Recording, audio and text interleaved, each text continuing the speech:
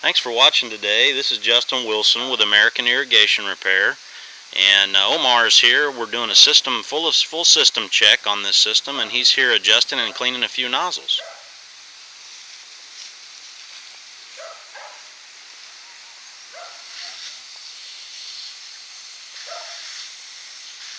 He'll go through each zone, checking all the heads to make sure that there's no debris.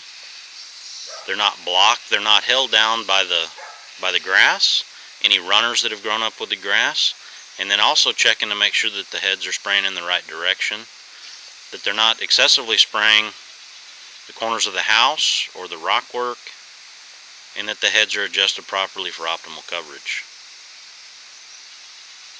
Give us a call today if you need service on your sprinkler system or would like a full system inspection. Thank you.